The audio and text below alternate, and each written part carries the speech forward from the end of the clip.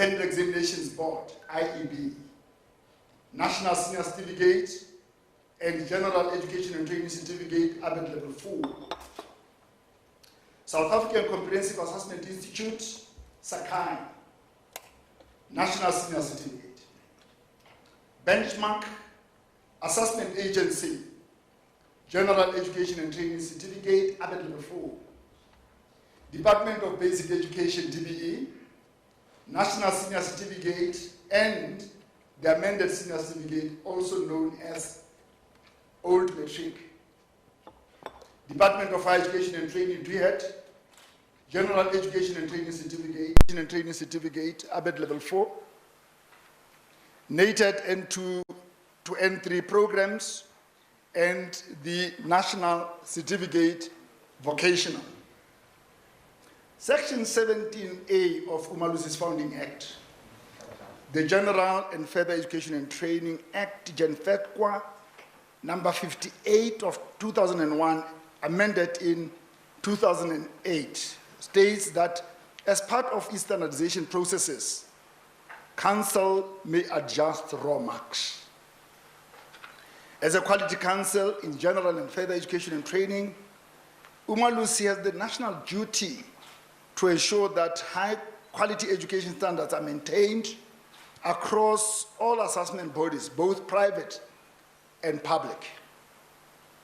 South Africans have to be reminded that UMalusi has the sole mandate for the certification of results. In order to certify the result, UMalusi has to satisfy itself that the results are credible, valid, and fair.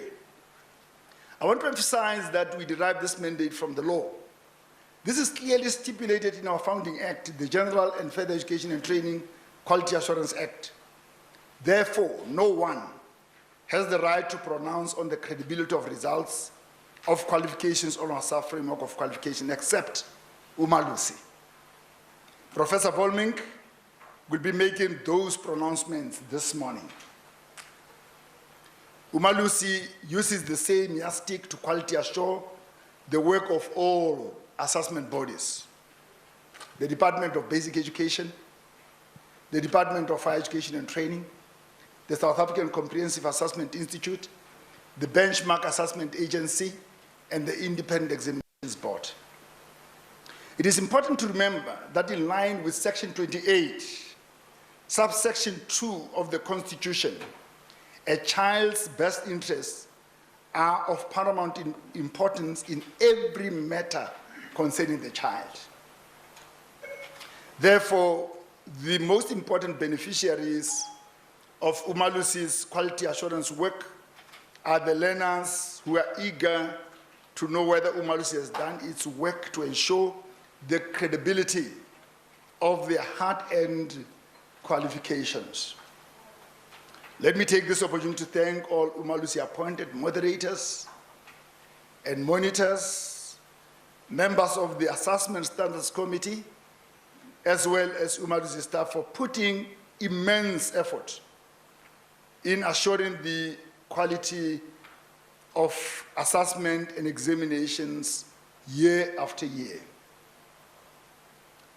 The class of 2020 was the 7th grade 12 cohort to write final examinations under the Curriculum and Assessment Policy Statements, also known as CAPS. Due to COVID-19 lockdown regulations, assessment bodies were forced to postpone their mid-year examinations to the November end-of-year examinations. Consequently, this increased the number of learners who wrote national examinations in November 2020. In 2020, colleagues, the Department of Basic Education registered approximately 766,592 full-time and 120,849 part-time candidates, and 168,088 amended senior certificate candidates, with a total of approximately 1,055,000 and 529 candidates for the 2020 National Senior Certificate Examinations. It is worth noting that due to the combined June and November 2020 National Senior Certificate Examinations, the number of candidates also included the amended Senior Certificate candidates. Furthermore, the class of 2020 was also the first grade 12 cohort to be assessed under stringent health and safety conditions necessitated by the lockdown regulations in line with the Disaster Management Act 57 of 2002. Maybe something about the standardization process. I want to briefly outline what the standardization process entails. Any large-scale examination process invariably has many and varied sources of variability.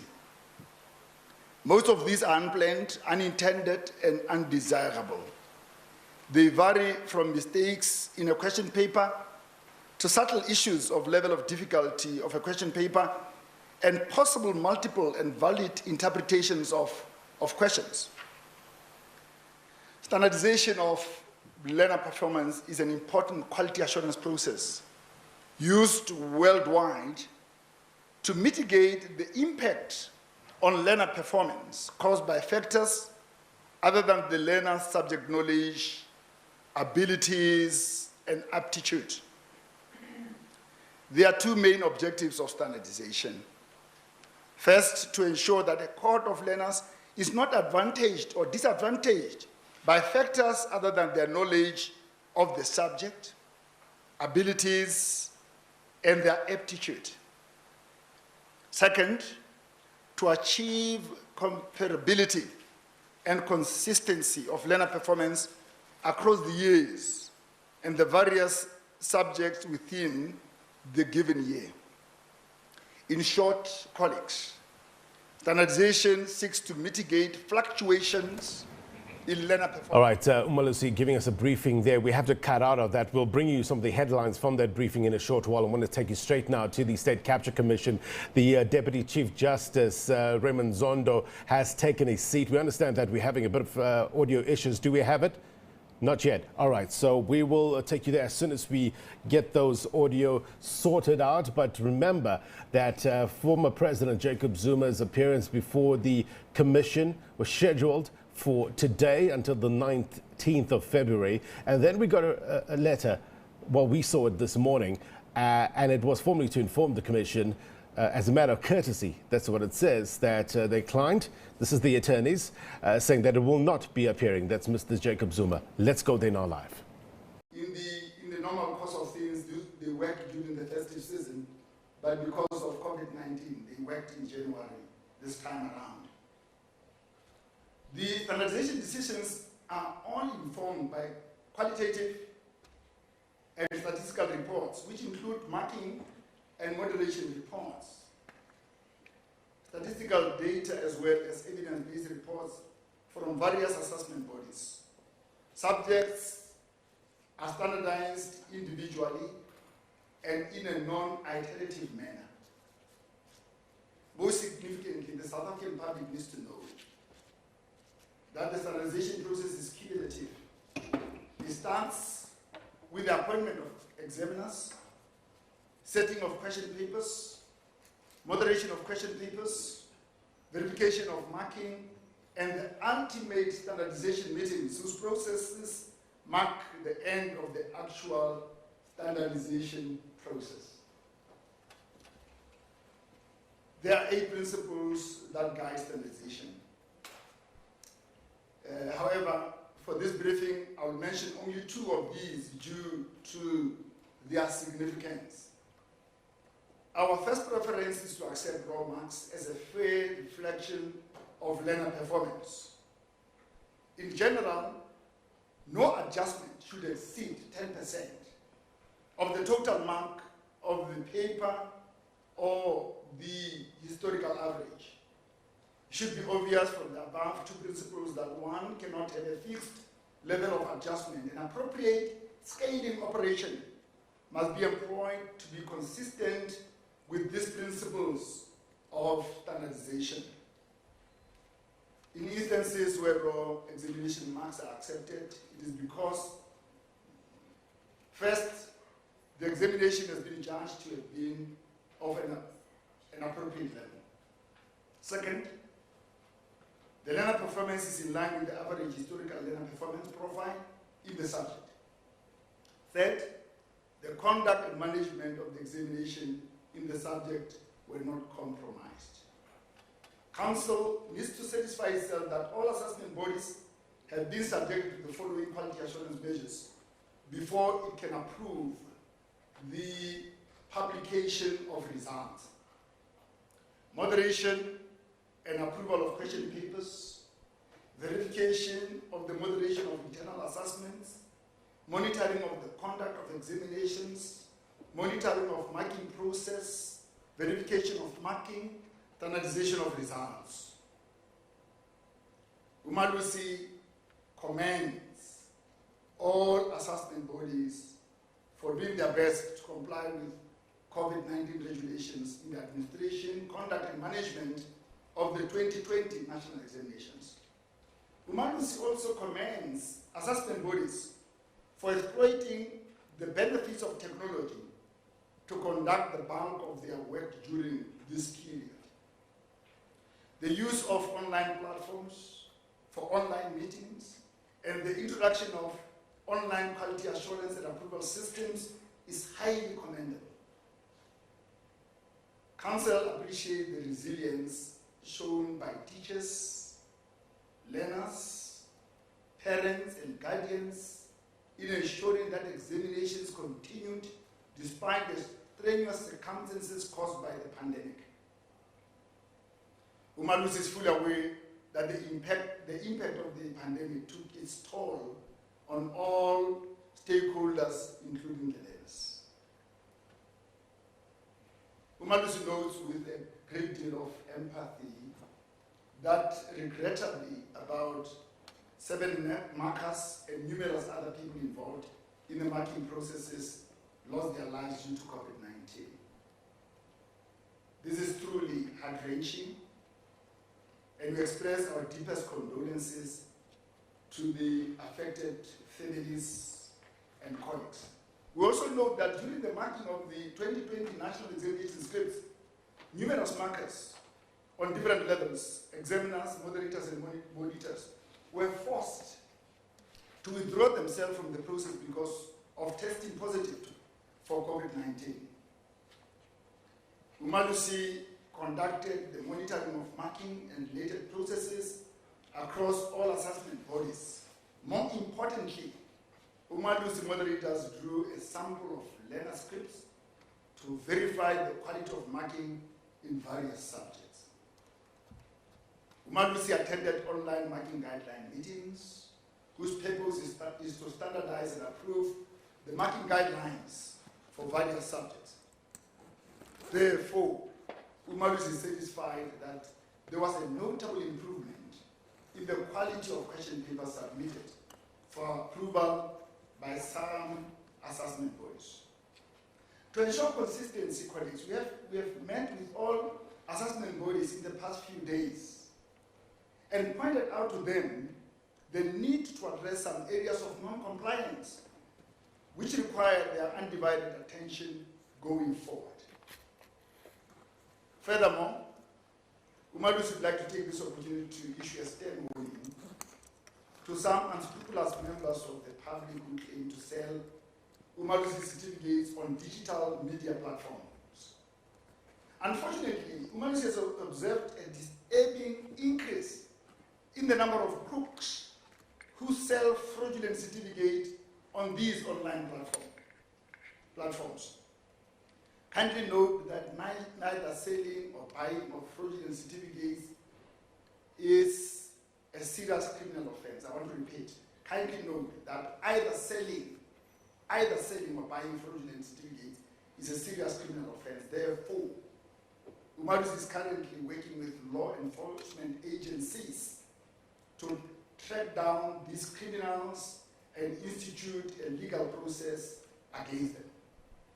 Lastly, UMalusi is deeply disappointed by the leakage of Mathematics Paper 2 and Physical Sciences Paper 2 question papers during the conduct of the National Senior Certificate Examinations administered by the Department of Basic Education.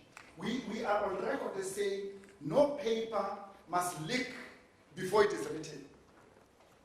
Once again, UMalusi appeals to all stakeholders involved in the examination process to refrain from engaging in such unscrupulous acts of dishonesty.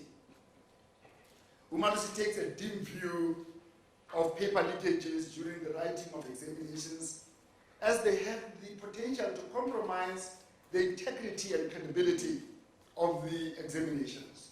As a result, there are serious consequences for those who are found guilty of such criminal activities, regardless of whether they are learners or officials. Professor Baldwin will say more about this matter during his presentation. Ladies and gentlemen, I thank you.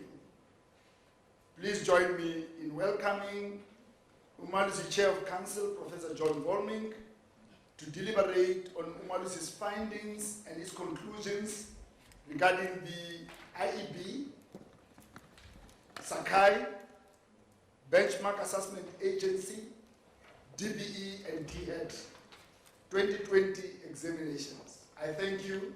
Thank you for listening, and I hand over now to Professor John Volmink to address us. Over to you, Prof. Thank you, Dr. Committee. Good morning, members of the media, ladies and gentlemen. Welcome here. I want to say, as I start, I agree with the CEO, Dr. Rakometsi, that the 2020 academic year has been, to put it mildly, a very difficult year. It took a lot of resilience on the part of learners, educators, and officials to get to where we are today.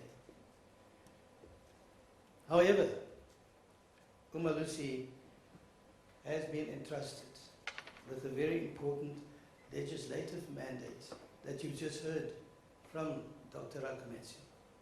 And that is, despite all the challenges and the difficulties,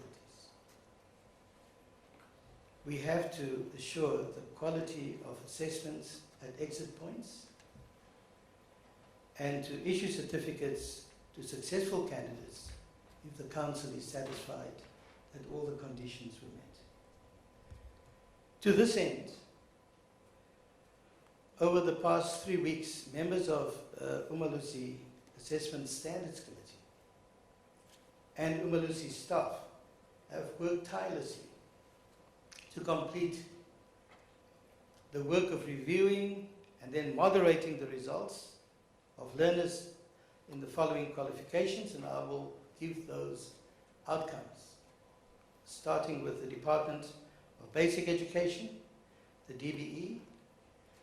The DBE has 2 qualifications, the NSC, National Senior Certificate, as well as the Senior Certificate Amended. Then there's also the IEB, the Independent Examinations Board. We will give their results and our decisions. They offer the NSC as well as the GETC. And then there's the South African Comprehensive Assessment Institute, SAI. They offer both the NSC as well as the GETC. Then there's the Benchmark Assessment Agency, which falls under that umbrella of SAI. And that's the GETC that's offered there. The Department of Higher Education and Training offers GETC, ABET, NATED, N2, N3 programs, as well as the NCV. I will now focus on the approval decisions per qualification. And I will start with the National Senior Certificate offered by the DBE and IEB and SAI. I start with the DBE. The cohort of 2020, as Dr. Rakometsi has pointed out, due to COVID-19, nobody's shooting me on. Due to COVID-19, the June 2020 National Senior Certificate Examinations were postponed. The June exam were postponed and combined with the November 2020 exam. And as mentioned by the CEO, this was the largest, it ended up being the largest cohort ever to write the NSC examinations. Based on the information received from the DBE, the combined number of candidates registered for the examination was as follows: 766,592 full-time candidates and approximately 120,849 part-time candidates. They were registered for the NSC. And then there is 168,000 candidates were registered for the Senior Certificate Amended. So in total, there was, as Dr. Rakometsi pointed out, over 1 million candidates, 1,055,529 to be exact, registered for the November 2020 NSC examinations. So let's move now to the decisions that we've made. A total of 65 subjects were presented for standardization. For the NSC administered by the DBE. After moderation, raw marks were accepted for 48 out of these subjects. So 48 out of 65 represents 74% of the total number of subjects.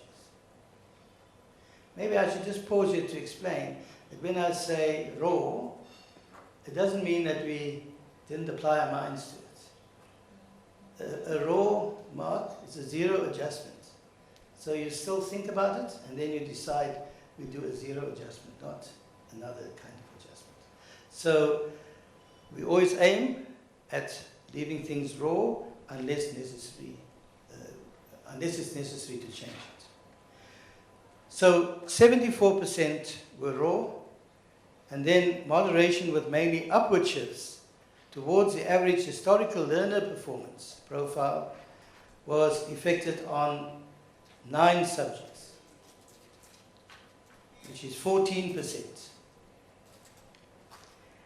And those subjects that were adjusted upwards are life sciences, technical mathematics, religion studies, dramatic arts, civil technology, woodworking, electrical technology, electronics, South African Sign Language, home language, Sesotho first additional language, and consumer studies. Those were the upward adjustments. Moderation with mainly downward shifts towards the historical learner performance profile was effected on the following 8 subjects, which is 12%, 14% up, 12% down. And those that were adjusted downwards are tourism, agricultural sciences, agricultural technology, accounting, business studies, isiNdebele home language, Tshivenda home language, Sepedi home language. I just want to pause here to say, if you compare that with the previous year, 2019, then raw marks were accepted for 47 subjects out of the 67, which is 70%, 70.2%. So this year, we left 74% as raw, and 13 subjects last year, or 19.4% of the subjects were adjusted upwards, and 7, or 10%, 10.4% were adjusted downwards. There's a summary of standardization decisions for the DBE, 65 subjects, 48 raw marks, 74%, adjusted mainly upwards, 9, which is 14%, adjusted mainly downwards, 8, which is 12%. And I just want to say, I didn't mention, because it's a long list of 48 subjects that were left as raw, but if they're not in one of the two, if they were not upwardly adjusted or downward, then they were raw. And they include physical sciences, they include technical sciences, mathematics, mathematical literacy, geography, history, as well as economics. It's a long list. But those subjects were not adjusted. So it's interesting because we come back to physical sciences and mathematics later, but they were not adjusted. They were left raw. Our dependence on a robust standardization process, Dr. Rakomesi has outlined. And I won't belabor the point, but just to repeat that standardization aims to achieve equivalence of the standard of the examination across years, subjects, and assessment bodies, and to deliver a relatively constant product to the market. And of course, this year, it posed a particular challenge to do that. Now, the market is universities, colleges, employers, and we have to bear in mind the challenge comes from the fact that the material and contextual conditions may change year on year. But the outcome must be, A must remain an A. A B must remain a B. The adjustments decided by the Assessment Standards Committee consistently follow certain guiding principles. Dr. Rakomesi spent a lot of time, so I don't have to deal with that. And so, while the final stages of the process, which is standardization, may seem highly statistical, this process of adjustment is the culmination of a long process of receiving and reflecting on qualitative as well as quantitative inputs. We think a lot about that. And each assessment body presents a qualitative input. Given the complex nature of the stages and processes followed, it can lead to misinterpretations, especially if one observes any one of the stages in isolation or just the final one. So the whole process of standardization is the basis for UMalusi to declare exams fair, valid and credible, as Dr. Rakomesi has pointed out, so that we build trust, public trust and confidence in the qualification. Now, irregularities. In this year, we know we had some unprecedented events. But let me first say, UMalusi conducts not only the process of standardization, which is required for national examinations, but it also, through rigorous procedures described by Dr. Rakomesi, assures the quality of the entire examination process. And before UMalusi gives its approval, the Council has to satisfy itself that no systemic, that word is very important. You will always have irregularities. As long as you have human beings, you will have acts of dishonesty. But we're talking about systemic irregularities, which is widespread, and which will definitely undermine the integrity and the credibility of the examination process. So systemic irregularities are exam irregularities or malpractices that compromise the integrity of examinations on a large scale. Just to repeat that. So when the paper leaks, that has that potential to affect the subject in an entire circuit or an entire district, an entire nation. So UMalusi requires that each assessment body provide a report on irregularities. And before we approve the results, we need to consider the irregularities report. And we go through there in great detail.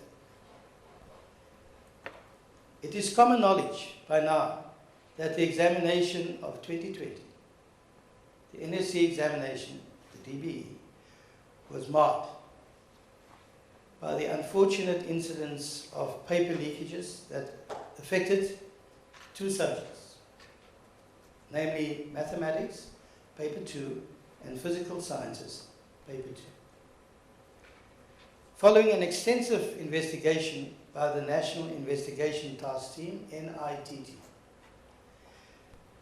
that team was put together by the DBE. UMalusi can state the following. Firstly, we remain concerned, very concerned, as Dr. Rakamesi has said, and disappointed about the occurrence of these serious irregularities, and takes a view that strong action must be taken against those learners and individuals who have made themselves guilty of these acts of dishonesty. The NSC is still widely regarded as a flagship qualification, and that provides the qualification that provides access to other opportunities, such as I've mentioned earlier, university, admission to post-school education, and an entry point into the world of work. And it's for this reason that all stakeholders in education have the immense responsibility of ensuring that the quality and integrity of this important qualification is not compromised. So how did we finally decide? The final declaration and release of the results are as follows for the DBE National Senior Certificates. Having studied all the evidence presented, the Executive Committee of Council noted the isolated, generally identified irregularities reported during the writing and marking of examinations, as well as the group copying cases reported in 4 provinces, and that group copying involved 893 candidates. Over and above that, or in addition, UMalusi noted with concern, as I've said, the serious irregularities regarding the leakage of mathematics paper 2 and physical sciences paper 2 question papers. However,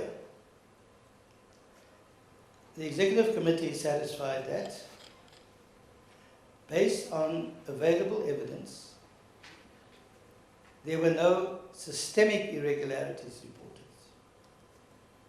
which might have compromised the overall credibility and integrity of the November 2020 National Senior Certificates administered by the Department of Basic Education. At the end, I will come back to this point at the end of my presentation, because we have to point out something very important in that regard. But for now, the Executive Committee of Council approves the release of the DBE results of the November 2020 NSC examinations based on available evidence that the examinations were administered in accordance with the examination policies and regulations in respect of the generally identified irregularities, but the DBE is required to block the results of candidates implicated in irregularities, the general irregularities, including the candidates involved in group copying pending the outcome of further DBE investigations and UMalusi verification, and tighten the security at all levels to secure that there are no leakages of question papers. In the light of the unprecedented circumstances pertaining to the leakages of Mathematics Paper 2 and Physical Science Paper 2, question papers.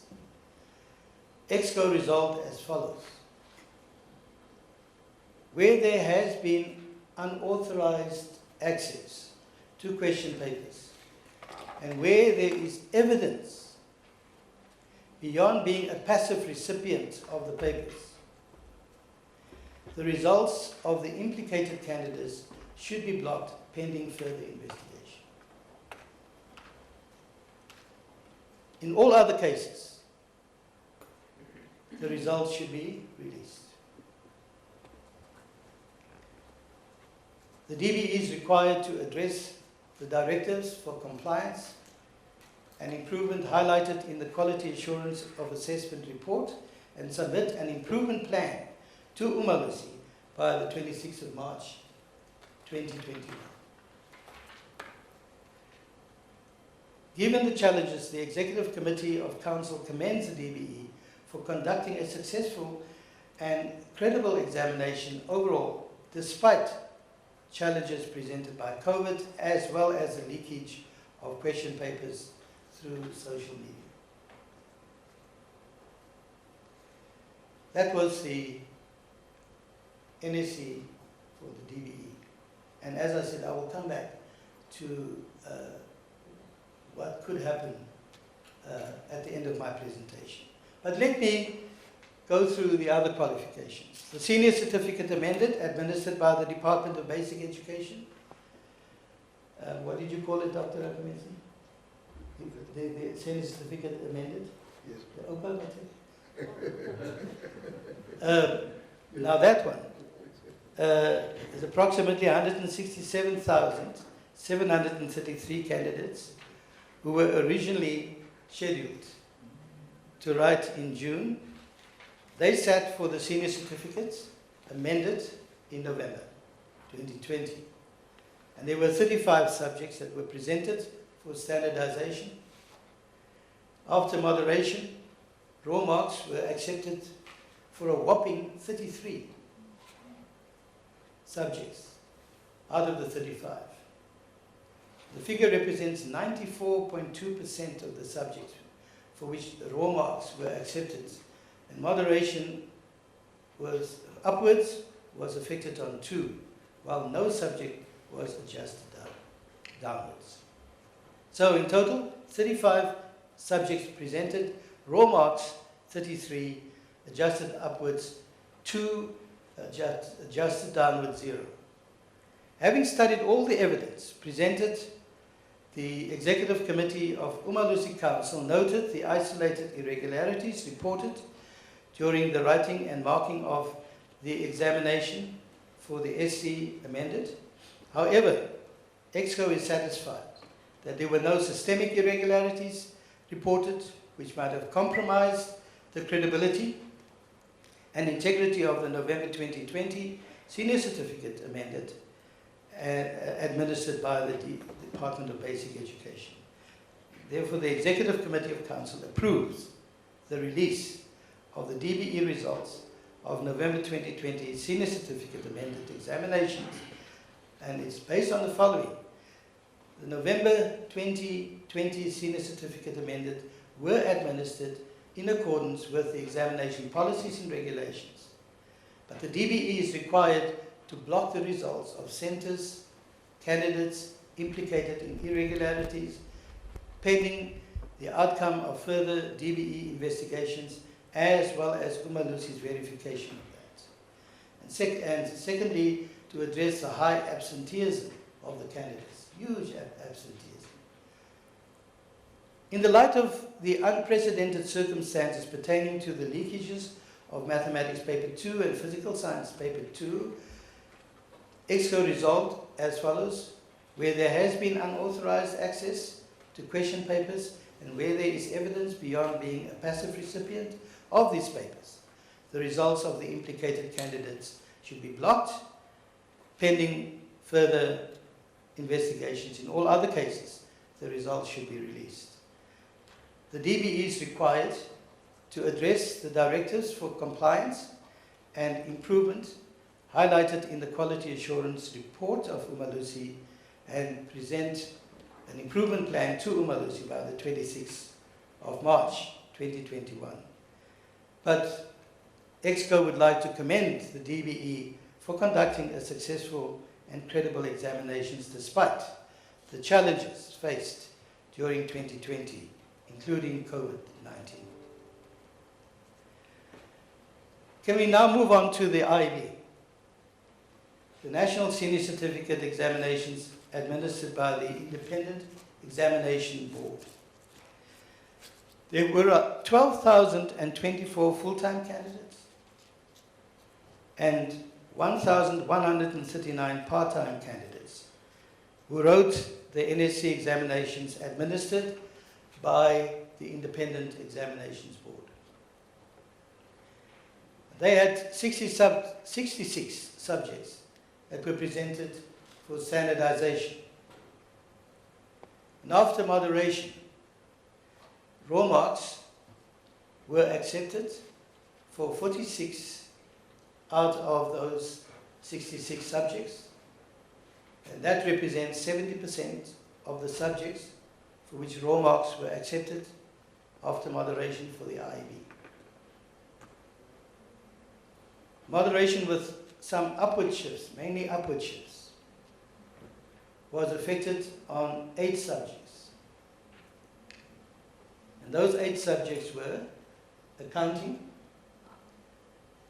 Arabic second additional language, consumer studies, design, dramatic arts, isiXhosa, first additional language, Sesotho home language, mathematical literacy, and downward shifts towards the average historical performance was affected on 12 subjects. And the 12 subjects that were adjusted downwards were Afrikaans, first additional language, Afrikaans, home language, business studies, economics, geography, life sciences, mathematics, Sepedi, first additional language, Siswati, home language, Tamil, second additional language, tourism, and maritime economics. So in total, out of the 66, 46 or 70% raw, upwards 8, 12%, and downwards 12, 18%. And UMalusi EXCO would like to say, having studied all the evidence, the EXCO of UMalusi Council noted, again, the isolated irregularities reported during the writing and marking of examinations. However, EXCO is satisfied that there were no systemic irregularities reported which might have compromised the credibility and integrity of the November 2020 NSC examinations administered by the IEB. So the Council approves the release of the IEB results of the November 2020 NSC examinations based on the following: that the examinations were administered in accordance with the examination policies and regulations, that the IEB is required, however, to block the results of candidates implicated in irregularities, pending the outcome of further IEB investigations and UMalusi verification, and ensure that UMalusi is informed before new examination centres, including examination centres outside the borders of South Africa, are established, and address the directives for compliance and improvement highlighted in the Quality Assurance of Assessment report, and submit an improvement plan to UMalusi by the 26th of March 2021. But we would like to commend the IEB for conducting a successful and credible examination, despite challenges forced during 2020, including the one that affected us all, COVID-19. The IEB also offers the General Education and Training Certificates and they administered that qualification for a total of 1,483 learning areas for the combined June and November GETC examinations. 7 subjects were presented for standardization. Out of the 7, raw marks were retained in 2, while moderation with some upward shifts were affected on 3 subjects, and moderation with downward shifts on 2. And the final declaration for the IAB's qualification on ABET or the GETC is as follows. Having studied all the evidence presented, UMalusi is satisfied that there were no systemic irregularities reported that might have compromised the credibility and integrity of the November 2020 examination, and therefore UMalusi Exco approves the release of the IB November 2020 GETC examinations. But there are conditions, and we note that the November 2020 examinations were administered in accordance with the examination policies, except for areas where there was non-compliance. And the evidence presented to UMalusi suggests that no systemic irregularities were reported. As a result, none of the incidents reported might have jeopardized the credibility and integrity of the exam. So the IB is required to block the results of one center that failed to comply with site-based assessments, or SBAs, pending the outcome of further investigations by the IB and verification by UMalusi. Also, the IAB is required to block the results of the candidates, centers and learning areas of 3 centers implicated in irregularities, which occurred during the writing of examinations pending the outcome of further IAB investigations and verification by UMalusi. And lastly, the IAB must address the directives for compliance and improvements highlighted in the quality assurance of assessment reports and submit an improvement plan to UMalusi by the 26th of February.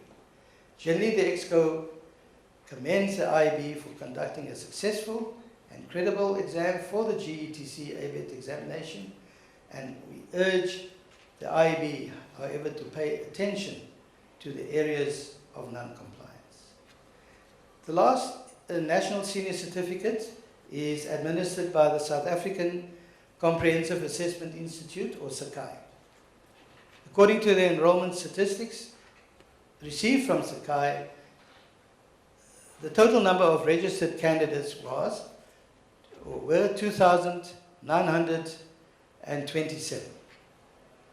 A total of 25 subjects were presented for standardization, and raw marks were accepted for 14 at moderation.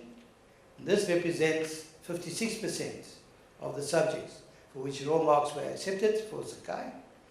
And of the remaining subjects, there were upward shifts towards the average learner performance of 5 subjects, and 6 were adjusted mainly downwards.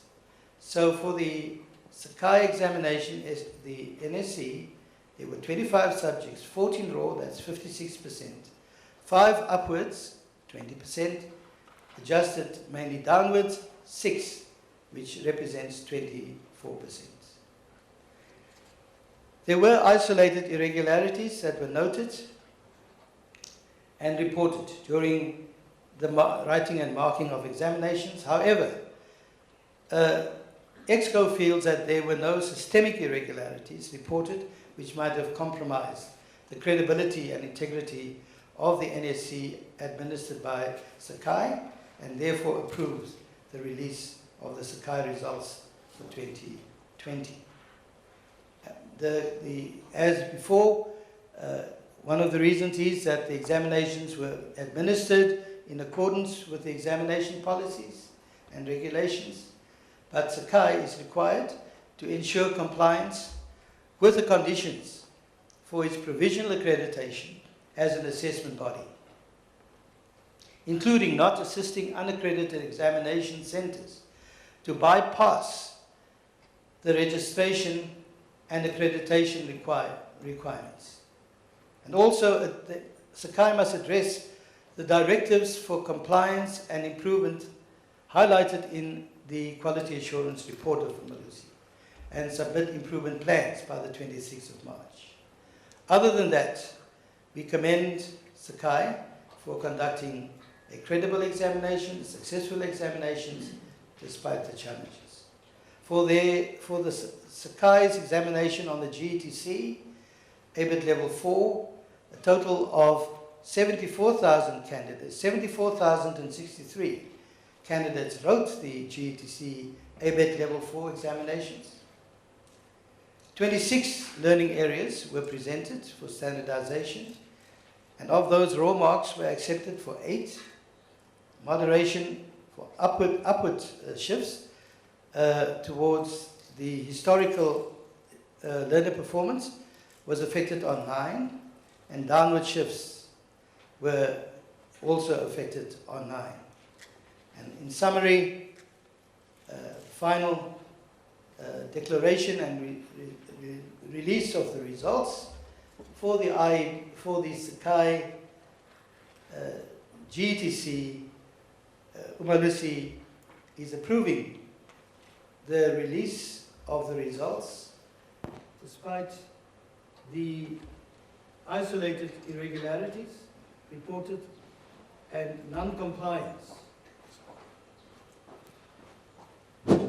Non-compliance, thank you, to site-based assessments at 15 centers, as well as other areas of the administration of the examination and the irregularities identified during the writing and marking of examinations. But EXCO is satisfied that there were no systemic irregularities for the SACAI examination which might have compromised the credibility and integrity of the November 2020 General Education and Training Certificate examinations administered by the Department of Higher Education and Training. I'm sorry. That was the Department of Higher Education and Training. Sorry. So we will get back to the other examinations later. But we want to, the EXCO would like to approve the release of the Department of Higher Education and Training results of the November 2020 GETC ABET examinations. Based on the fact that the examinations were administered in accordance with the examination policies and guidelines.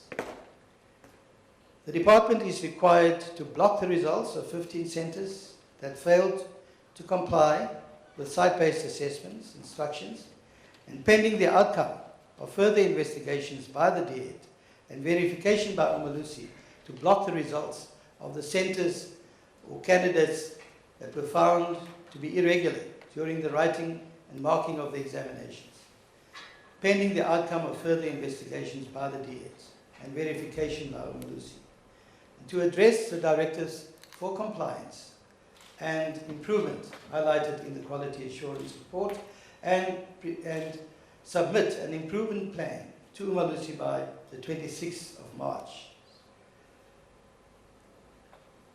The Executive Committee of Council commends the efforts of the Department of Higher Education and Training in conducting a successful and credible exam. So now we come back to the GETC offered by benchmark or benchmark assessment. There were 109 candidates at 22 centers registered for the examination, and that was a decrease compared to the 394 candidates at 46 centers in 2019. A total of 6 learning areas were presented for standardization, and raw marks were accepted for 4, and 1 learning area was adjusted upwards and 1 downwards. Having studied all the evidence for this examination, the EXCO noted the reported irregularities regarding non-compliance to site-based assessments, or SBA, at 3 centers, and the irregularities identified at 2 centers during the writing of examinations that were deemed to be non-systemic. Therefore, EXCO is satisfied that there were no systemic irregularities reported which might have compromised the credibility and integrity of the examination for the GETC, Adult Basic Education and Training, administered by the benchmark, and therefore approves the results of the BAA results for November 22, based on the following: that the examinations were administered in accordance with the examination policies, that BAA, however, is required to block the results of 3 centers that failed to comply with site-based assessments instructions, pending the outcome of further investigations by the BAA and verification by UMalusi, and to block the results of the 2 centers that were found to be irregular during the writing of examinations, pending the outcome of further investigations by the benchmark and verification by UMalusi. And to address the directives for compliance and improvement highlighted in the Quality Assurance of Assessment report, and to present an improvement plan to UMalusi by the 15th of March. The Executive Committee of Council commends the BAA for conducting a successful and credible examinations. So the last section is the examinations administered by the Department of Higher Education and Training for the following qualifications. NCV, that is the National Certificate of Vocational, levels 2 to 4. A total of 175,232 candidates registered for the November 2020 examinations at 246 centers. A total of 260 subjects were subjected, 260, you heard right, for the standardization process. Raw marks were accepted for 132, which is 51%, while moderation, with some upward shifts towards the average learner performance, were affected on 26 subjects, and moderation with downward shifts, or sorry, let me just go over that again. Downward shifts were affected on 26 subjects, and upward shifts were affected on 102 subjects.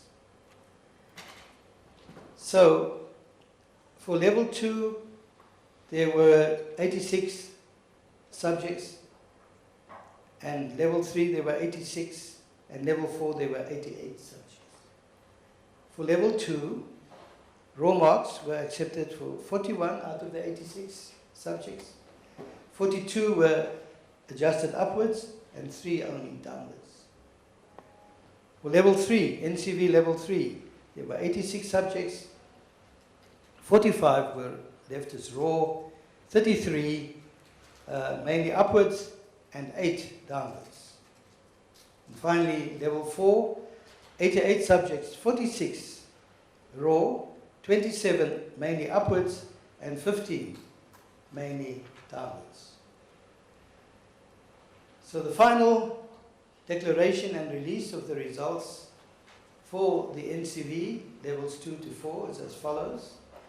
Having studied all the evidence presented, the Executive Committee of Council noted the reported non-submission of ICAS evidence by some centres and alleged isolated irregularities during the monitoring of writing and marking of examinations that were deemed to be non-systemic. Therefore, EXCO is satisfied that there were no systemic irregularities which might have compromised the credibility and integrity of the November 2020 National Certificate Vocational, levels 2 to 4, administered by the DHET, and EXCO therefore approves the release of the DHET results of the November 2020 NCV levels 2 to 4 examinations. Based on the fact that EXCO is satisfied that the examinations were administered in accordance with the examination policies and guidelines, but the DHET is required to block, firstly, the results of the 5 centres that failed to comply with internal continuous assessment or ICAS instructions, pending the outcome of further investigations by the DHET and verification by UMalusi, and block the results of candidates and subjects of centres implicated in irregularities pending the outcome of further DHET investigations and decisions by the National Examinations Irregularities Committee, NEIC, and submit to UMalusi for resulting. And lastly, address the directives for compliance and improvement highlighted in the Quality Assurance Report and submit an improvement plan to UMalusi by the 26th of March 2021. The EXCO would like to commend the DHET for conducting a successful and credible November 2020 National Certificate Vocational Level 2 to 4 examination, despite the many challenges presented by COVID-19. I think I'm almost done. So we have the NATED N2 to N3, where there were a total of, these are the N courses, a total of 61,140 candidates registered for the NATED report 190-191, Engineering Studies N2 to N3, and Business Languages November 2020 examinations. And they were written at 334 centres. 60 subjects were presented for standardization. Of the 60 subjects, raw marks were accepted for 28, 17 were adjusted mainly upwards, and 15 subjects were adjusted mainly downwards. So there were 2 sets of standardization decisions. One was for engineering studies, where there were 60 subjects, 28 were left as raw, 17 mainly upwards, 15 mainly downwards, which gives you the 60 subjects. And then business languages. There were 4 subjects, raw marks for 1, upward 0, downward adjustments on 3. So having studied all the evidence presented, the EXCO of UMalusi noted the reported challenges of non-submission of ICAS evidence by some centres, and as well as the alleged isolated irregularities noted during the monitoring of writing and marking of examinations that were deemed to be non-systemic. UMalusi is satisfied that there were no systemic irregularities which might have compromised the credibility and integrity of the November 2020 NATED report 190-191 Engineering Studies and Business Language N3, administered by the DHET, and therefore EXCO approves the release of the DHET results of the November 2020 Engineering Studies N2 to N3 and Business Language N3 examinations. Because EXCO is satisfied that these examinations were administered in accordance with the examination policies and guidelines, and that the DHET, however, is required to block the results of 7 centres that failed to comply with internal continuous assessment, ICAS, pending the outcome of further investigation by the DHET and verification by UMalusi, and to block the results of candidates and instructional offerings of centres implicated in irregularities pending the outcome of further DHET investigations and decisions by the National Examinations Irregularities Committee, and submit to UMalusi for resulting. The DHET is also required to address a high incidence of irregularities at private colleges and to address the directives for compliance and improvements highlighted in the Quality Assurance Report, and to submit an improvement plan by the 26th, to UMalusi by the 26th of March 2021. Other than that, EXCO commends the DHET for conducting a successful and credible November 2020 NATED Report 19191 Engineering Studies N2 to N3 and Business Languages N3 examinations, despite the many challenges presented by COVID. And so this brings us to the end of the presentations on the release of the November 2020 results. But I do have, in conclusion, to make the following remarks. And that's regarding the leakage of mathematics paper 2 and physical science paper 2 question papers in the 2020 examination for the NSC. Firstly, we want to point out that the investigation into the leakage of mathematics paper 2 and physical sciences paper 2 is not yet complete and will continue until finalized. That said, according to Section 21 of the General and Further Education Quality Assurance Act of 2001, as amended, Section 21(1), quote, I quote, the Council may refuse to issue a certificate if a substantial irregularity has occurred in relation to an external assessment. And secondly, the Council may cancel a certificate that has been issued to a learner if on investigation the Council found that the learner has not met the requirements for the qualification. And lastly, the Council may, by notice in writing, direct a learner whose certificate has been cancelled to return the certificate to the Council within 3 weeks after such notice. This means that UMalusi can still nullify the certificates of candidates who are found guilty of having benefited from the leaking of the 2 papers even after their results have been released. And regarding the case presented to the Pretoria High Court in December 2020 regarding the rewrite of the examinations, we would like to reiterate the statement issued by UMalusi that even though we were disappointed by the outcome of the case, we respect the decision taken by the court.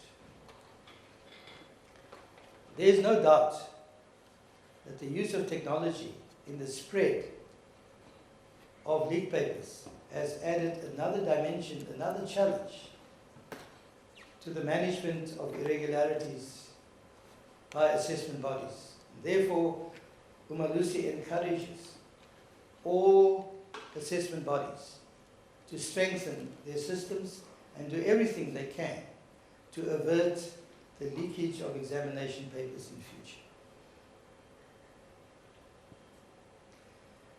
It remains for me, finally, just to thank the CEO, Dr. Rakometsi, for his leadership, excellent leadership, and all the wonderful senior managers and staff who work very tirelessly, as I said at the beginning, at UMalusi, against very stringent timelines. It takes them sometimes well into the night to deliver the best for the country. As you could hear from my report, it's not just about the NSC, it covers a wide range of qualifications and examinations. I also wish to thank all members of the Assessment Standards Committee under the leadership of Professor Ballum for a job well done. I would also like to thank members of the media for being here today. And I thank you for your interest. On behalf of the UMalusi Council, I wish to extend our hearty congratulations to all the learners who have done well in the November 2020 examinations. And I also would like to congratulate their teachers and their parents and their guardians and all those who have supported them, and as well as the learners themselves. I would like to congratulate everyone to have managed to reach this point. And the results will be released by the Minister next Monday. And for those who have not succeeded, there is another chance for you this year. So please do not give up. Work hard, and I'm sure you will see the results of your hard work during this year. To all, I wish a better year this year, 2021, than the year that has just gone by. I thank you. Thank you, Professor Formick. Ladies and gentlemen, I will now open the floor for questions. Before you ask the question, can you please indicate who you are, first of all, and then also the media house that you represent. I am noting 1, 2, 3 hands. Let's make that the first round of questions. Yes. My name is UMalusi. We're from Newsroom Africa. Prof, one of the things you spoke about in your results were, in your statement rather, were irregularities in almost all these exams that were written. I wonder then if there were similar irregularities, for example, with the basic education department, exams, as well as those that were written by the Independent Examinations Board. Can you just help us understand those, besides the leakages that everyone knows about?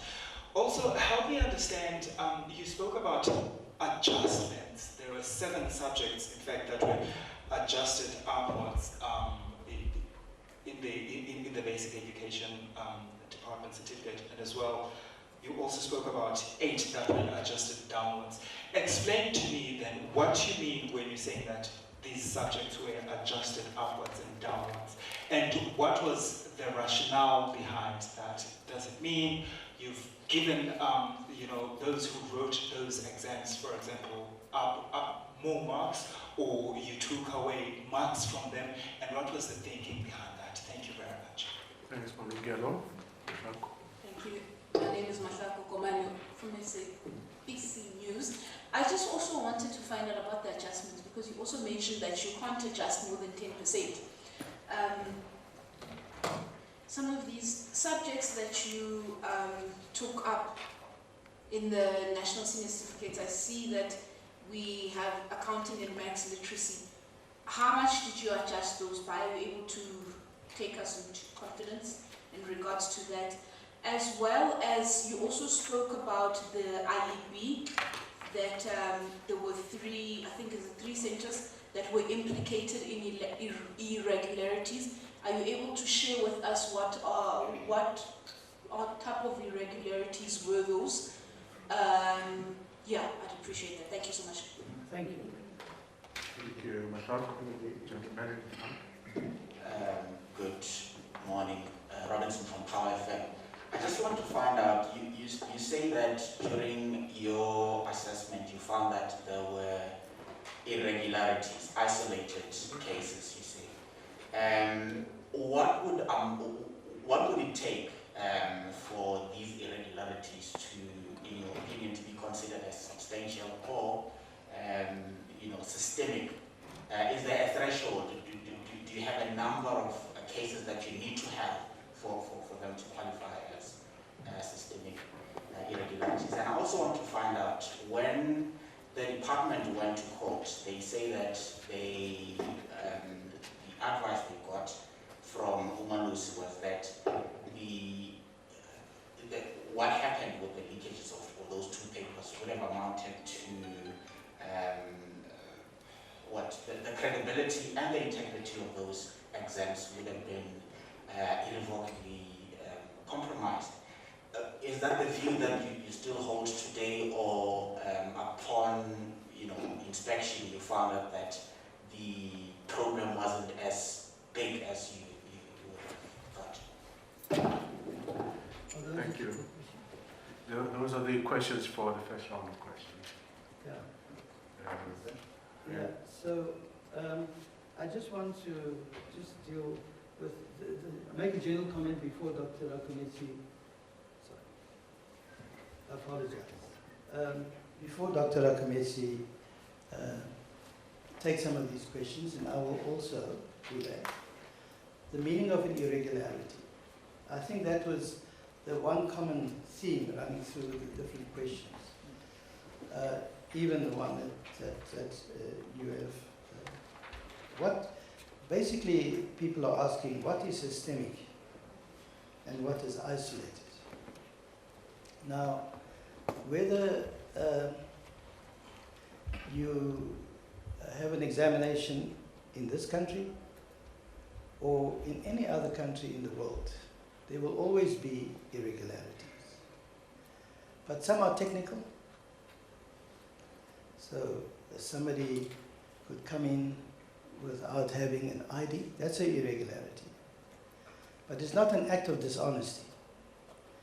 If somebody is found with crib notes, that's a serious irregularity, and that person, the results will be blocked. So there's administrative irregularity, or technical one, but there are also acts of dishonesty. Systemic, in a nutshell, means that it affects a whole circuit, or, as I said, a whole province, as has happened in the past, or a whole country. Now, it doesn't have to be the whole country to be systemic. Systemic simply means it is not just confined to a few individuals. Individual learners. It does affect the total integrity of, it could be as much as a whole country, but it could also be a province, or it could be a circuit. So it is the judgment of the Assessment Standards Committee when they receive these reports, and then the UMalusi EXCO will make a decision, a determination, whether this irregularity is serious enough to be classified as systemic. So a leakage is a serious irregularity. That's serious. It's not taken lightly, but it may not necessarily be systemic. So I think the colleagues from SABC News and as well as the other news media houses I hope that begins the conversation. I can come back to talk about that. But we'll come back to the IEB irregularities as compared to the DBE irregularities, and we will come back to whether we can reveal how much we've adjusted up or how much we've adjusted down. Let me just say that, and then I'll hand over to Dr. Akmesi. We are not allowed, no matter what we try and do, to adjust any subjects, the marks of any subjects, beyond 10% of the mark obtained. So if you got 30 marks, we can't give you 34. We can only give you 33. That's 10% of what you got. It's not adding block 10%. So you're not moving 30% to 40%. Yeah? So that is what the adjustment really means. Upward adjustment can't be more than 10%, and downward adjustment cannot be more than 10%. But let me, Dr. Rakomechi is a bit fresher than I am. I just think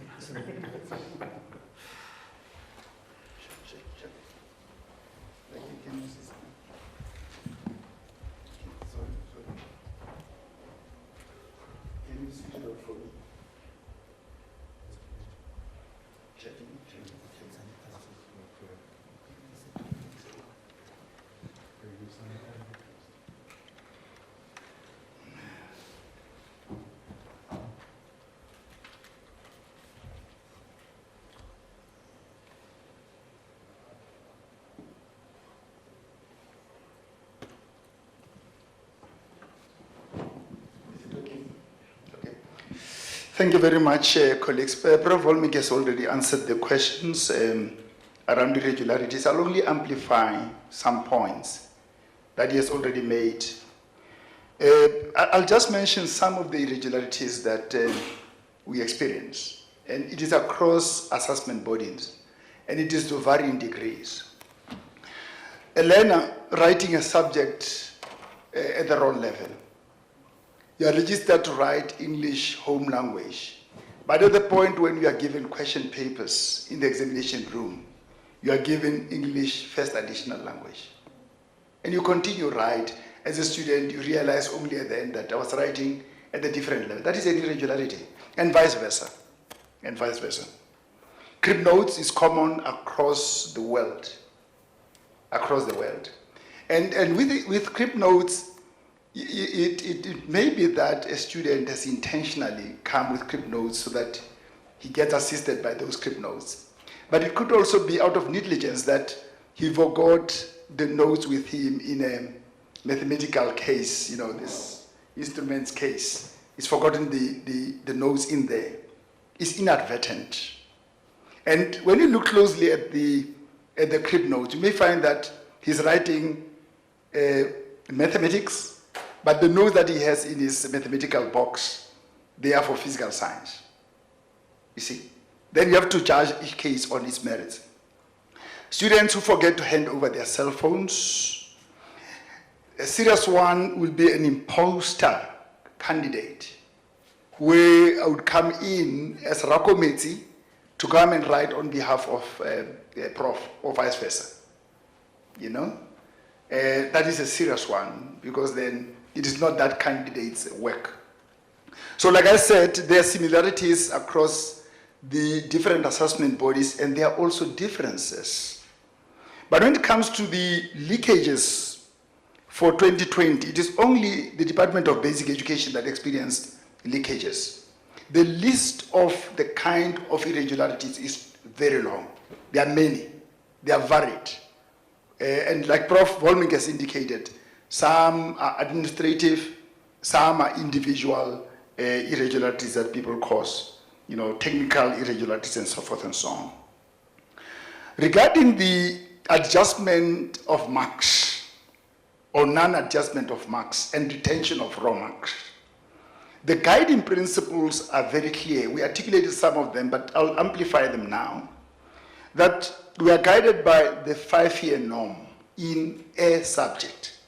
In a subject like accounting, we look at how the learners have fared for the past 5 years because the norm is calculated by adding the raw marks of the past 5 years and dividing them by 5 so that you get an average. That average is your guide to say, but where do learners usually perform in these subjects? In this subject, to be precise. And where there is an improvement, how do we account for that improvement? Is it because of the interventions? Is it because there were additional subject advisors in the system? There were additional vehicles for those subject advisors, textbooks were delivered on time, and there were extra classes like Easter classes, winter classes, and so forth. We must be able to account why the results of 2020 deviate from the norm. And vice versa. If the results drop, we must be able to say, what is the problem? Because you don't want a child to be advantaged or disadvantaged by the year in which he was born. It could be undetected errors in the question paper, that there were errors that threw the learners off. It could be the level of difficulty of the questions that were added in the question, because these question papers are set by human beings. They are experts, but the likelihood of them committing errors, as they said the papers, is there. And also that our question papers are not field tested. Field tested to say, we know that this question is at this level. It might be that the question paper was loaded with too many high cognitive questions, high order questions in terms of the cognitive levels of the question papers. So the examiners, the moderators remain human beings. They may think that they've pitched a paper at a particular level. So the guide is the norm, the 5-year norm. To say in accounting, this is what we expect more or less. If it is less than the norm, then we have to explain why. Is it because the paper was difficult? Did it have errors? And so forth and so on. And like Prof said, we cannot exceed 10%, either downwards or upwards. Where we are compelled to exceed 10%, the Assessment Standards Committee of Council has to seek special permission from Council.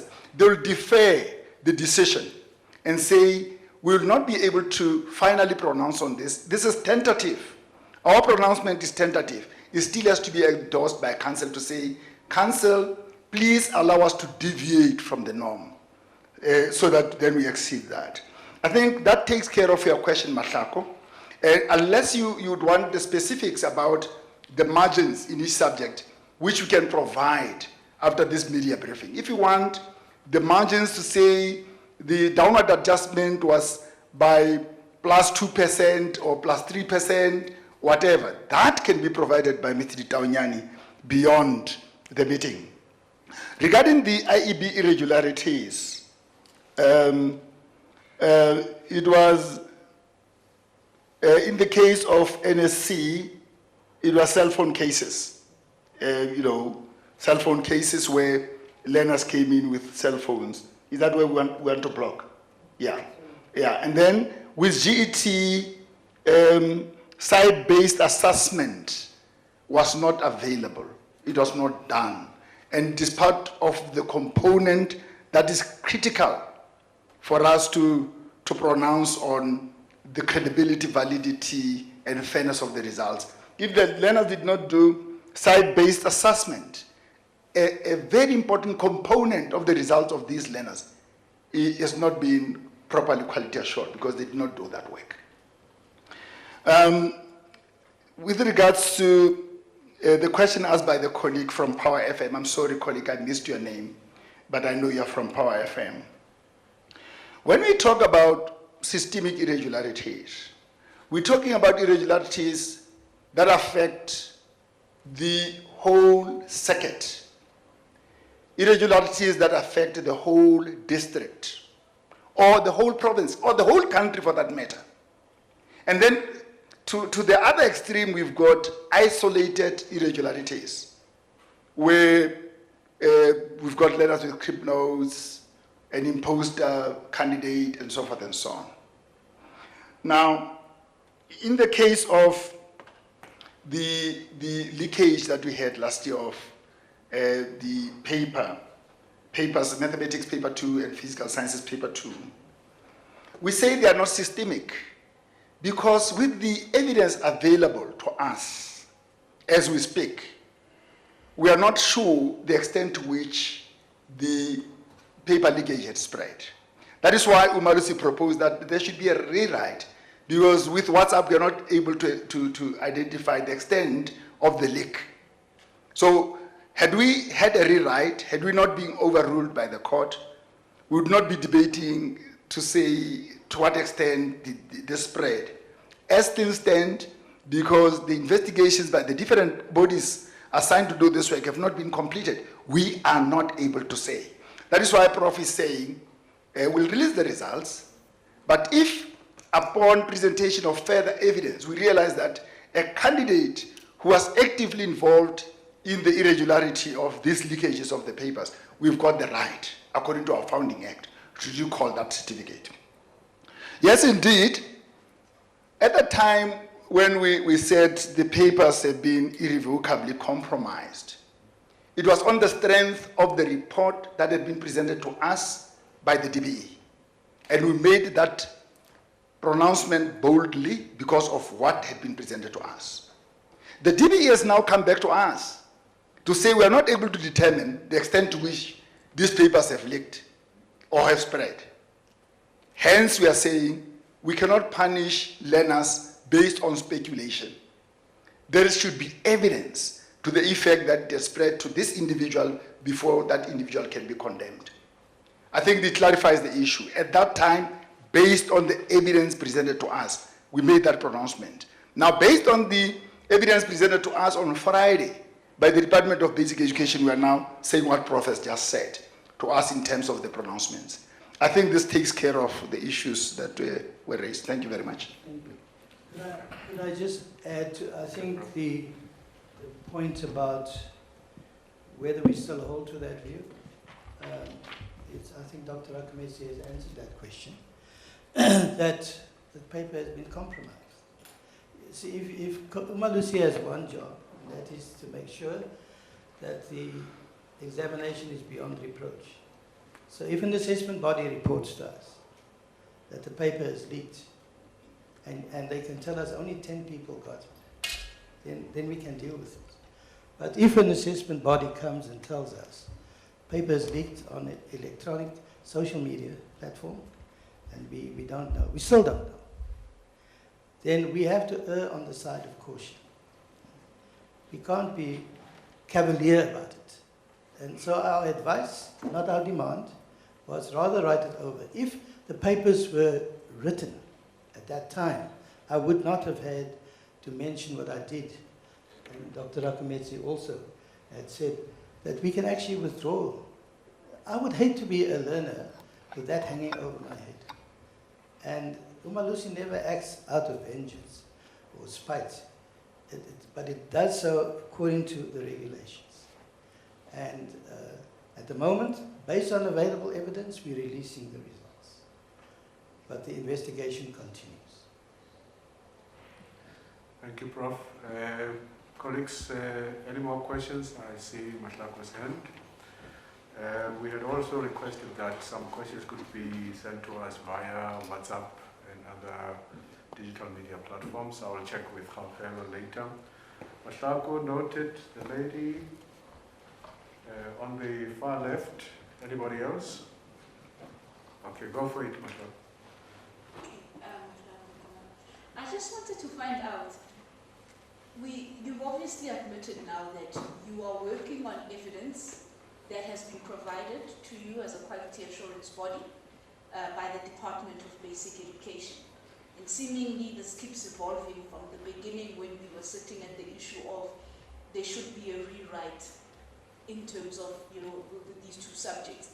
What I then want to find out, should the investigation evolve further and things change, can we trust this year's, last year's National Senior Certificate to be of standard like any other year, like for example, the year I wrote Matric, or any other South African that has written Matric that you as UMalusi have certified to be of a certain quality?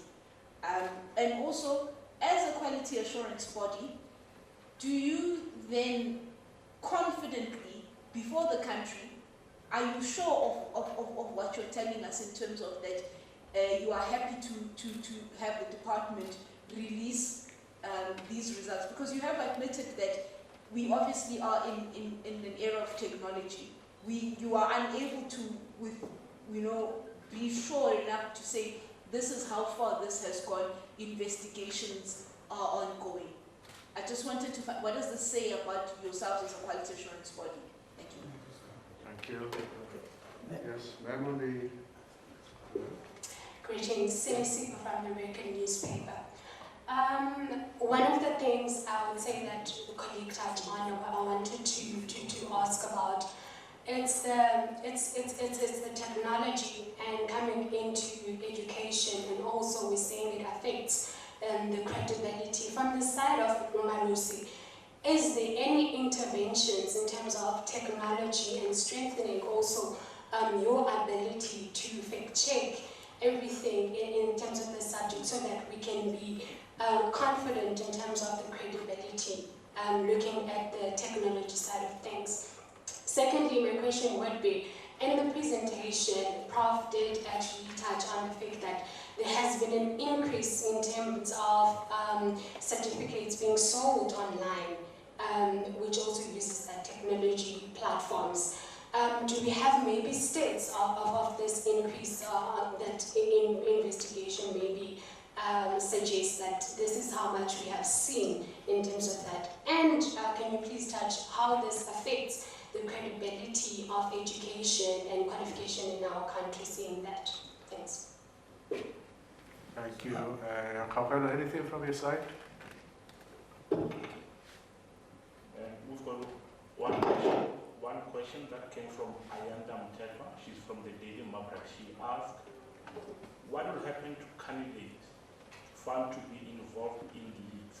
Besides that results being blocked, do they get another opportunity? Do they get another opportunity to rewrite? Thank you. Can I start with the first question, which I think is it's an excellent question, and it gives us an opportunity to think thoughts that I think we need to think. But I just wanted to, I'm putting words in your mouth, but what you're saying is that UMalusi is dependent on the evidence presented to it by another body. And what confidence do we have? And can we truthfully say to the nation, we are happy that this is beyond reproach? Let me just say a few things about that report. The NITT is a National Investigation Task Team, not a committee, put together by the Department of Basic Education. UMalusi has observer status there. It is headed by UMalusi, who is a very experienced and very highly credible person. He chairs it.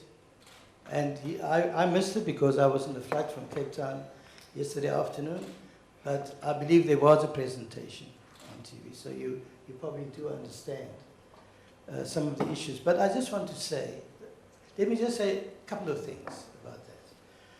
That, yes, I said that the examination was marred, that the NITT has presented their report to UMalusi, giving its findings and recommendations and conclusions in regard to those leaks. And the report, that report has been endorsed by the National Examination Irregularities Committee, which is a standing committee. So the NEIC has endorsed the NITT report.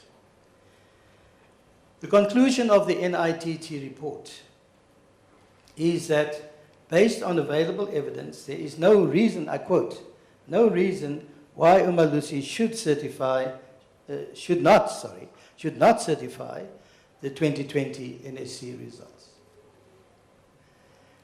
The NITT, and I just want to mention this, and I can go into the detail of it, and you can come back and ask me questions about it, but they adopted a five-pronged strategy Firstly, it involved investigative marking.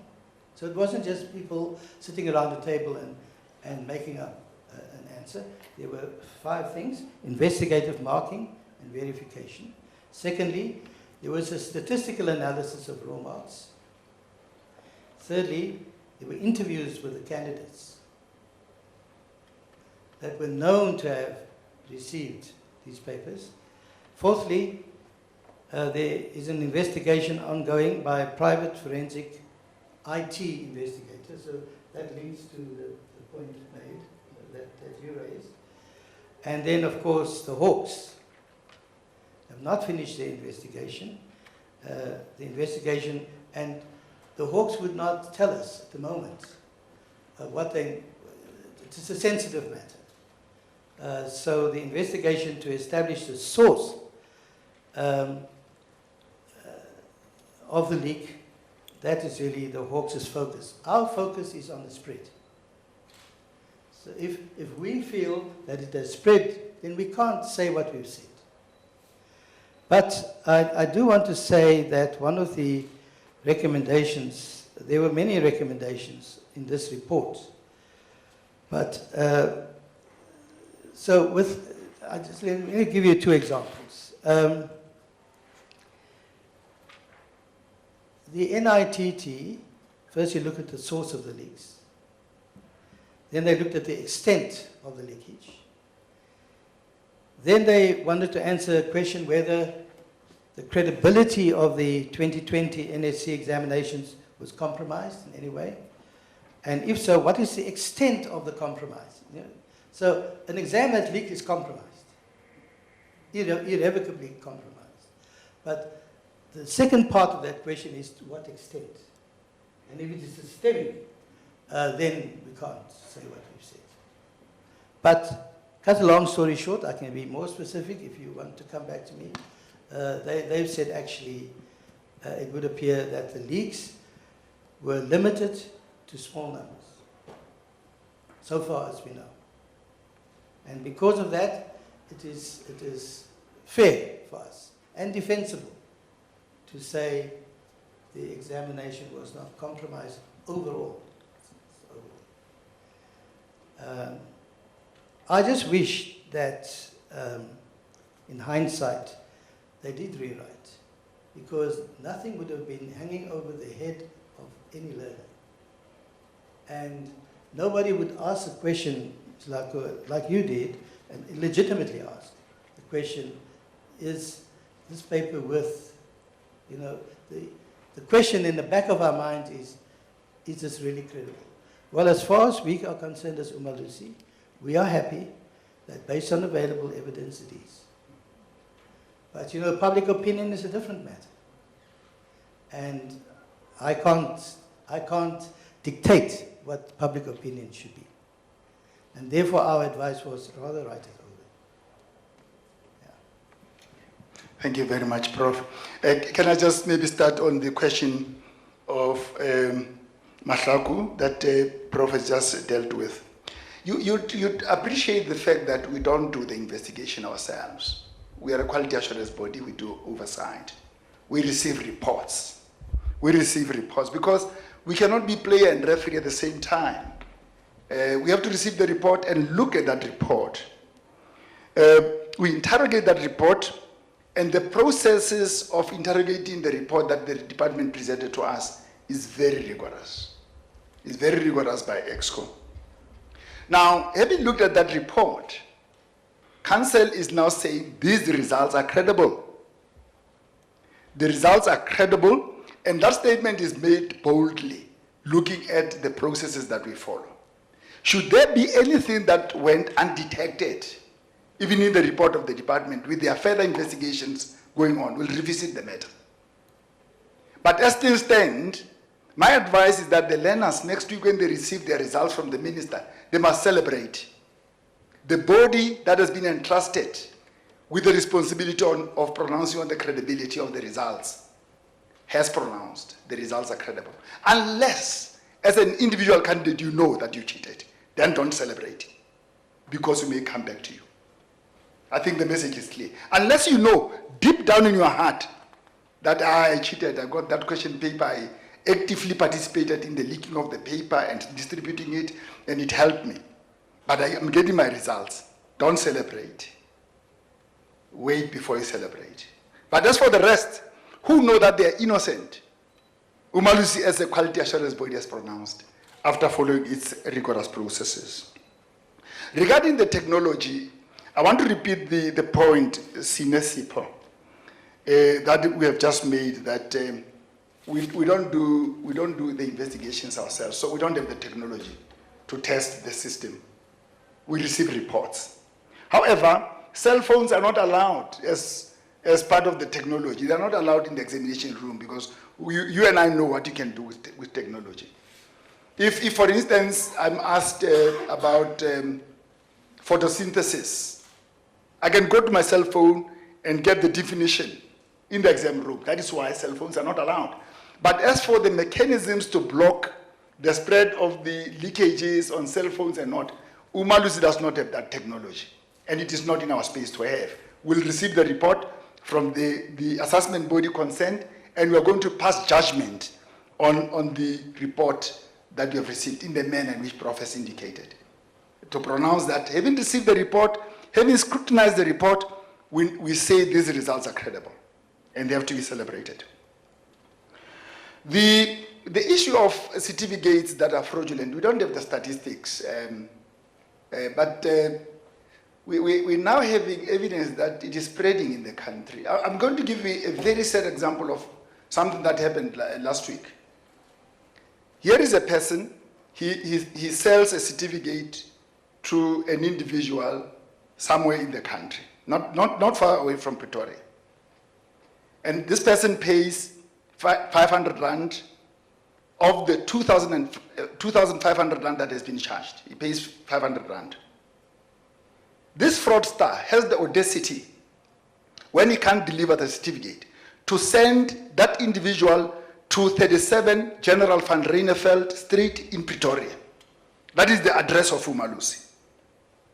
And the security bring that individual to none other than the CEO of the organization to say, look, I bought a certificate, I paid so much, this person wanted 2,500, I could only afford 500 Rand. I'm here to collect the certificate. I say, man, do you know that a certificate, you have to write examinations for a certificate? You don't buy a certificate in the street. It is now a matter in the hands of the police because I've got no choice but to report the matter. And I must indicate that both the fraudster who's selling the newspaper, the certificates, and the individual, they are guilty. They are guilty because they are both complicit in this crime. So very important to note, this is increasing. People should not do, they'll not get a certificate. But people have been so daring that they can even send the individual to our address to collect the certificate. Where they print the certificate themselves, when you look at those certificates, you can laugh at the individual. The quality is so poor, it is clear, at face value, that this is not a certificate that can be issued by UMalusi. It doesn't have the watermark. If you look at the certificate against light, you cannot see those security features, and so forth and so on. When a student is, I think it's the question asked by Ayanda, when a student's results have been blocked, the investigations will continue. And if they are found to be innocent, the results will ultimately be released. If they are found to indeed be guilty, what is going to happen is they're going to get a sanction. And the sanctions will differ depending on the severity of the offense. And it may be that he's blocked for 1 year from writing examinations, for 2 years, for 3 years. It is not worth it to try and cheat in examinations. That is the advice that we have to give to our students. It is not advisable to do it. I think we have answered all the questions. Thank you very much. Thank you, CEO. Maybe just to go back to Mahlaku's question, it's also worth noting that with regard to the National Examination Irregularities Committee, UMalusi is represented in that committee. The same applies to the NITT. Even though with the NITT, UMalusi just enjoyed observer status. So it's not like UMalusi is completely unaware of what was happening in those processes. I'm not sure whether we had completely answered the question when Mhlako asked, how do you know about how much you can adjust? My answer was not more than 10%, but that doesn't answer the question of the process. So, I mean, how do you begin to decide we need to adjust this one but not this one, irrespective of the percentage? So, the Assessment Standards Committee is a committee of 16 people, and they are from universities from here, Gauteng, Wits, Pretoria, to Northwest, to UCT. They're all there, and they are independent people. They don't owe allegiance to anybody. So and I sit there as, I used to be on the Assessment Standards Committee, but as chair I sit there, Dr. Akameti sits there as an observer. So I sit there when every decision is made. But, so we have a sheet, as Dr. Akameti has said, just the numbers, 5 years of numbers. So this was 2015, 2016, up to 2020. And at the top, there's the norms, the norm failure over that 5-year period, the norm distinctions, and the average, the mean. Then on the other side, you have graphs. You have the norm graph, which is ogive curve, yeah, which gives you, if you look at it, it will tell you immediately what, ogive curve will tell you immediately what the percentages are on one color. The cumulative percentage. So there are 3 curves, at least 3 curves. So one curve is this year's curve. There's another curve that is the norm, 5 years. And then last year's curve. So if this year's curve is above that norm, in the ogive term, it means that paper was too hard. And if it's below, it was too easy. So if it was above, the curve runs above the norm curve, we tend to adjust it upwards. And we can then decide a half, or do we want to do a full adjustment? But the full adjustment is 10%, we can't do more. Then when it is, generally when it is, paper is below, the graph is below the norm, we don't adjust all the way to the norm because, to quote the assessment standards, we want to lock in some of the goodness, some of the progress that has been made. So we don't want to discourage people just because they did better than the previous year. So those are the pictures, a table of 5 years, as Dr. Akamesi has said, and the graphs. We also have one more thing, and that is what we call pairs. So we can see how somebody did in mathematics and how they did in physical science. So we pair that. And if the difference is big, that leads to a particular conclusion. So we have a pairs analysis as well. So yeah, I'm quite satisfied that when we make these decisions, they're very defensible. And we can, and very rarely, when we meet with the departments or with any assessment body, it's not a bargaining forum. We say to you, this is how we came to the conclusion that we have, and you can agree, or if you have other evidence, then you can present that evidence. I just want to say, in terms of the approval process, Dr. Akamesi will know, each of those assessment bodies appears, the CEO of that assessment body and the chairperson comes on an appointed time after the standardization to UMalusi's exco. And then there's a lot of interrogation and back and forth. And any unhappiness is expressed there until we make a standardization, not a standardization, an approval decision. And those are the decisions that I read out. So I'm very satisfied that over the years, and you know, the Joint Matriculation Board goes to 1910.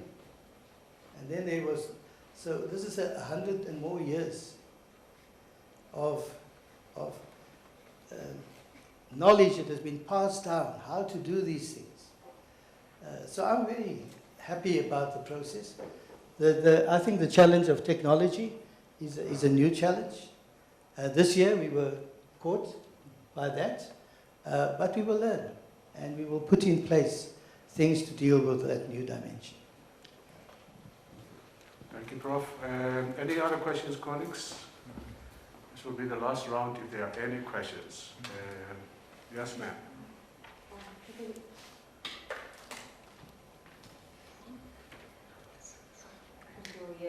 I'm from the School Support Centre, Malani Morris. While you were talking, I know 2 years back and even last year we had a huge problem with business studies, where distinction guys got 20% less and people who actually failed got so much more. How was that handled this year, and are you satisfied that that one is stabilized now, especially business studies? I'll start and Dr. Akhilesi can follow. But the simple answer in brevity is that it's not only business studies, but accounting. There were changes, structural changes in those two subjects. So in the past, business studies was one paper. Now there are two papers. So for the same content. So there's an hour more built into that whole process. So when we said we adjusted down, it was in fairness to also the learners of last year. You know, no learner must feel they've been born in the wrong year. And if you were born so that you did your Matric in 2019, and that put you at a disadvantage, then that's not what UMalusi wants to encourage. So that's why there was an adjustment downwards. Not full, half adjustment. Downwards for both business studies and accounting were exactly the same situation. There was a remarkable improvement in the performance of business studies as well as accounting. Thank you. Lucky, can I just add? I'll be very brief. With business studies specifically, Melanie, the aberrations that were observed 2 years ago were not there this year. There was nothing out of the ordinary with business studies with 2020 results. That's the long and short of it. Thank you. Thank you very much, CEO. I think we are done now with the question and answer session. I will now hand over to the Executive Manager, Ms. Zolo Modimokwane, to give us the vote of thanks. Thank you.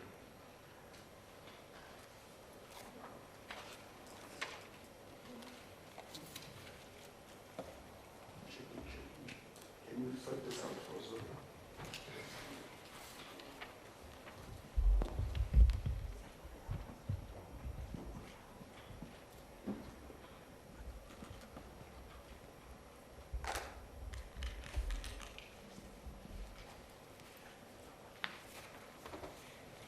Good afternoon, ladies and gentlemen,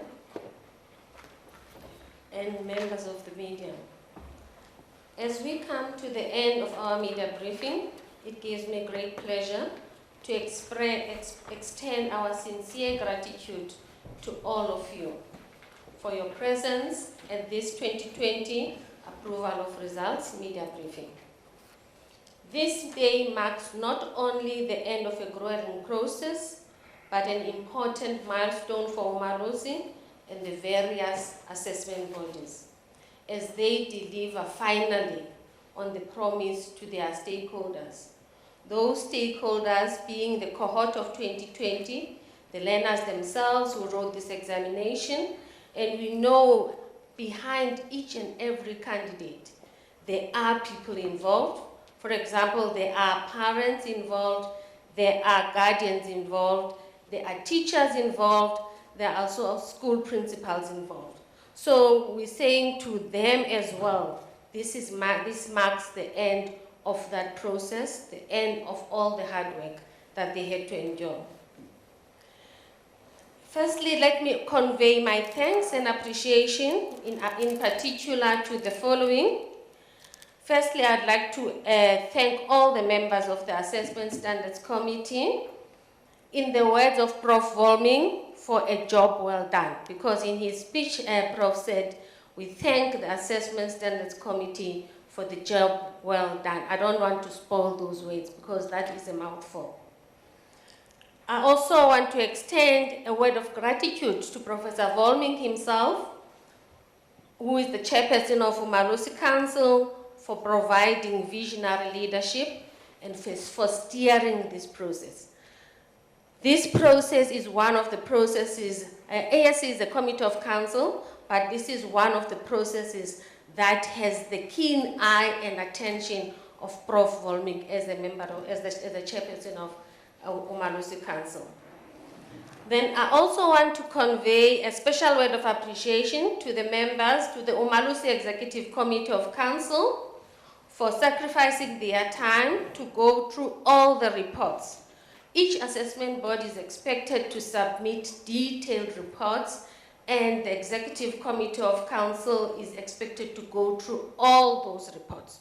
So we thank them for the sacrifice and going through all those reports, and also for making informed decisions regarding the approval of the 2020 examination results. Because this is just not a thumbs up, it's an informed decision, and it's in the decision that is made in the interest of standards in the country and also in the interest of citizens of South Africa.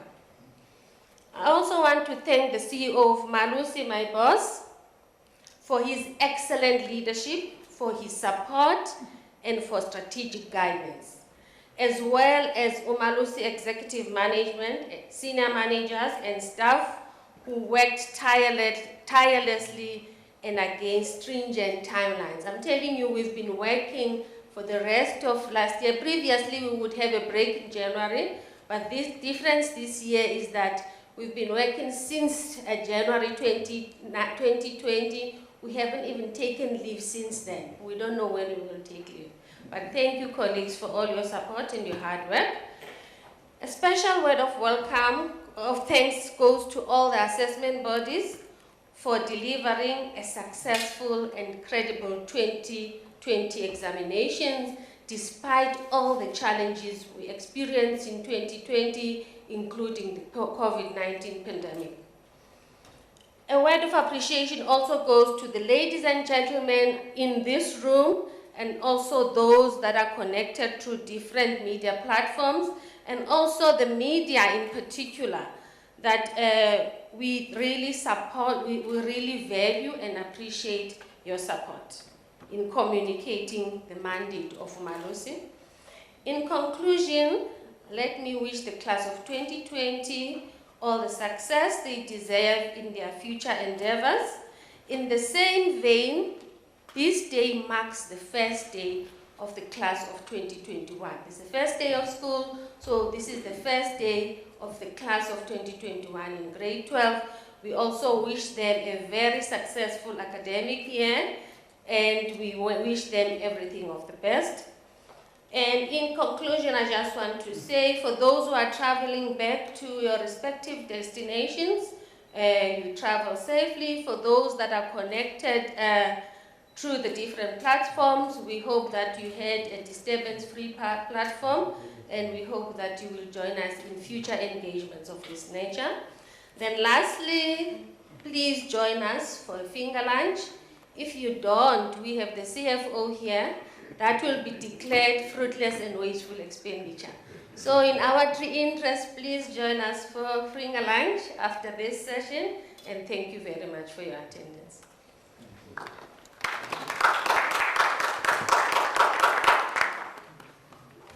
Thank you, we are done.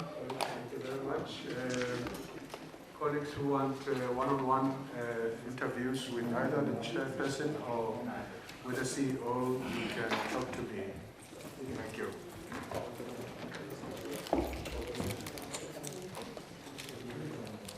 Thank you.